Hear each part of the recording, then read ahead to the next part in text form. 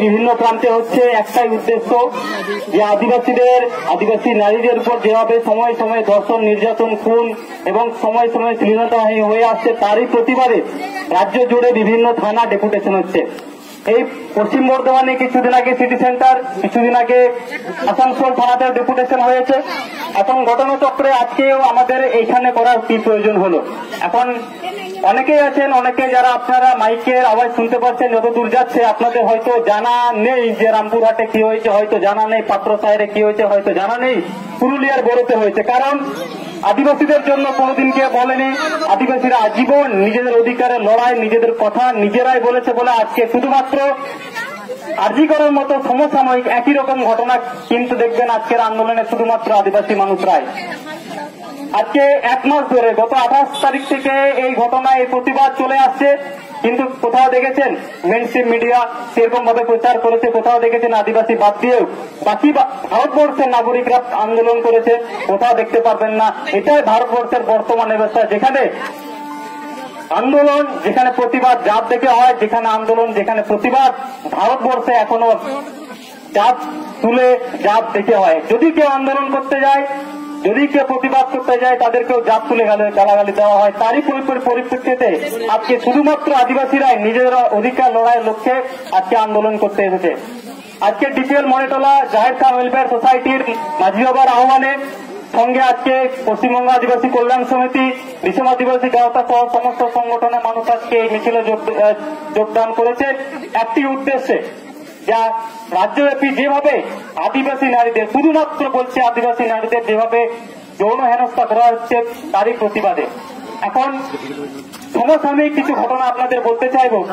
বিগত 28/8/2025 একটা তারিখ দেখলেই মনে হয় যে বেশি দিন নয়। বীরভূমের রামপুরহাটে একজন 7ম শ্রেণীর নাবালিকা আদিবাসী ছাত্রী টিউশন পড়তে গেছিল, সেখান থেকে উধাও হয়ে যায়।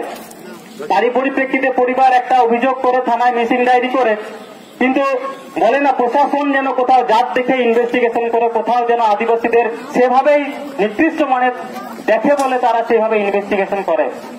আমি তারিখ ধরে যদি বলি, 28 তারিখ মিসিং ডায়েরি হয়, তার 3 দিন পর যার নামে অভিযোগ তাকে থানায় ডেকে নেওয়া হয়, এবং থানায় ডেকে নেওয়া হলে কোন প্রভাবশালী আইন ট্রিটুইশন নেতার প্রভাবে তাকে ছেড়ে দেওয়া হয়।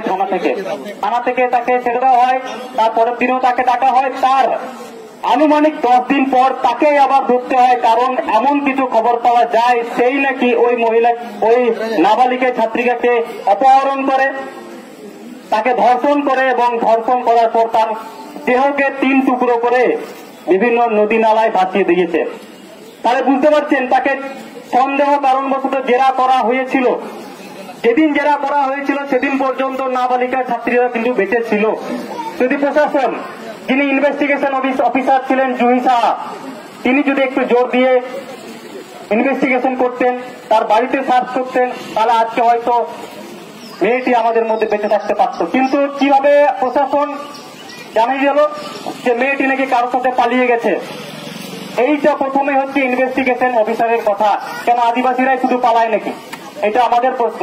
কেন একটা আদিবাসী মহিলা একটা শিক্ষা জানে না, সেরকম দরিদ্র পরিবার থেকে থানায় অভিযোগ করতে গেছে, আইন কেন কিছু জানে না, তাকে এইভাবে বলে কি ফেরত দেওয়া যেতে পারে?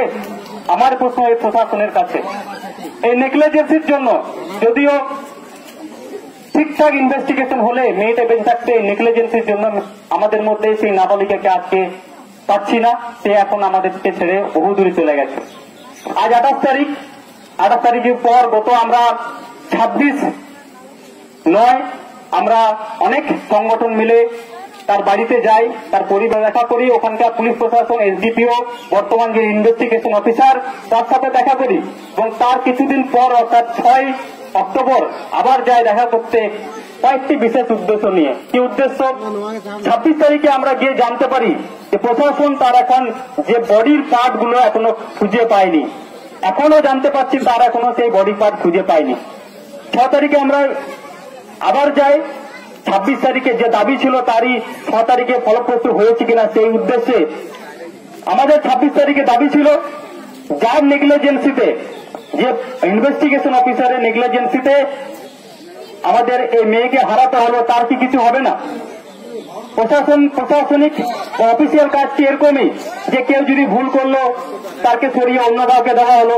এটা কি অফিসের খাতার কলমের কাগজ নাকি যে একজন ভালো অফিসের কাজ করতে পারলো না তাকে অন্য জায়গায় সরিয়ে হলো? এই প্রশাসনের গাফিলতের জন্যই একজন নাবালিকা ছাত্রীকে আমাদের মধ্যে আজকে পেলাম না। তার কি কোনো ওই ইনভেস্টিগেশন অফিসারের কোনো কি শাস্তি হবে না? সেই দাবি নিয়েই আমরা গত 26/9 আমরা রামপুরহাট এসডিপিও অফিসে গেছিলাম, দেখা করেছি এবং সেই দাবি মতো গত 6 তারিখ তার বিরুদ্ধে সাসপেনশন অর্ডার ইস্যু করা হয়েছে, যা 30 তারিখ থেকে এফেক্ট হচ্ছে। কিন্তু যারা আমরা সবাই চাকরি করি, প্রশাসনে শুনছেন সাসপেনশন অর্ডার মানে হচ্ছে তাকে এক প্রকার রেস্ট দেওয়া, মানুষকে দেখানোর জন্য যে আমরা ওর বিরুদ্ধে কিছু করছি। কিন্তু আমরা দাবি করে এসেছি যে সাসপেনশন মানে রেস্ট নয়, সাসপেনশন মানে আজীবন তার চাকরি থেকে বরখাস্ত। আমি এখানকার পুলিশ প্রশাসনকেও আমার বক্তব্যের মধ্যে অবগত করতে চাইব যে যেখানেই শুধু আদিবাসী নয়, ভারতবর্ষের নাগরিক এমন কোন নাগরিকদের বিরুদ্ধে এরকম মহিলাদের বিরুদ্ধে এরকম কোন ঘটনা ঘটে থাকে প্রথমে হালকা ভাবে নেবেন না। কারণ আমরা জুলি সাহার যদি চাকরি বাতিল করার জন্য, তাকে সাসপেন্ড করার জন্য আন্দোলন করতে পেরেছি, এখানেও করতে পারবো। আজকে এই ভিড় শুধুমাত্র সাময়িক কিছু চটজলদি একটা ডেপুটেশন প্রক্রিয়া, একটা ডেপুটেশনের পরিকল্পনার জন্য, কিন্তু আগামী দিনে এই লড়াই আগামী দিনে চলতে থাকবে যতদিন পর্যন্ত এই সাসপেনশনটাকে আজীবন বহিষ্কারের জন্য প্রক্রিয়ায় না আসা হচ্ছে এবং যে মনোজ পাল যে শিক্ষক তাকে ধর্ষণ করেছে, তাকে খুন করেছে, তার ফাঁসি যতক্ষণ পর্যন্ত না হচ্ছে।